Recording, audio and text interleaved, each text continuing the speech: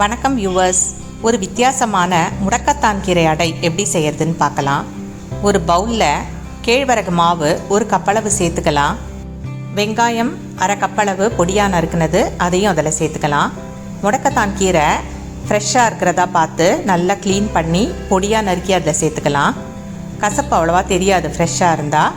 பச்சை மிளகாய், இஞ்சி இதுவும் 1 டேபிள் ஸ்பூன் அளவுக்கு ஒன்றுத்தையும் அதில் சேர்த்துக்கோங்க.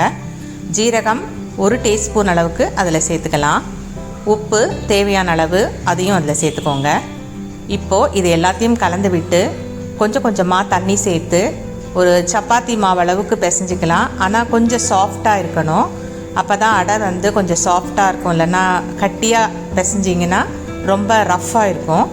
ஒரு சாஃப்டான ஒரு மாவாக பிசைஞ்சிக்கோங்க. ஒரு அரை மணி நேரம் அதை அப்படியே வச்சுருங்க.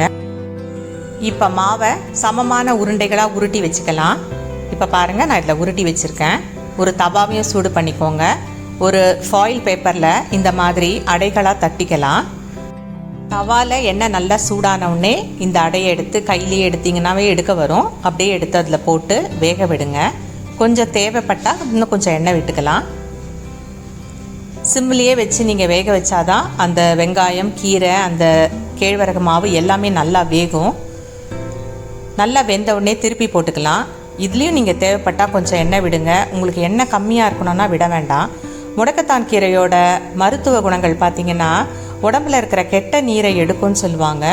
மூட்டு வலி இருக்கிறவங்களுக்கும் சரி, உடம்பில் வந்து நச்சு நீர் இருக்கவங்களும் சரி, இந்த முடக்கத்தான் கீரையை சாப்பிட்டா ரொம்ப நல்லதுன்னுவாங்க. அது கீரையாக நம்ம சமைச்சு சாப்பிடும்போது கொஞ்சம் கசப்பு தெரியும். ஆனால் இந்த அடையில் சேர்த்து சாப்பிடும்போது அந்த வெங்காயம், பச்சை மிளகாய், இஞ்சி, ஜீரகம் இதெல்லாம் இருக்கிறதுனால உங்களுக்கு இது கொஞ்சம் கூட கசப்பு தெரியாது. நம்ம குழந்தைங்களுக்கு கூட இதை தாராளமாக கொடுக்கலாம். இந்த அடையை கண்டிப்பாக நீங்கள் ட்ரை பண்ணி பாருங்கள். இந்த வீடியோ உங்களுக்கு பிடிச்சிருந்ததுன்னா லைக் பண்ணுங்கள், ஷேர் பண்ணுங்கள், சப்ஸ்கிரைபும் பண்ணுங்கள். தேங்க்யூ.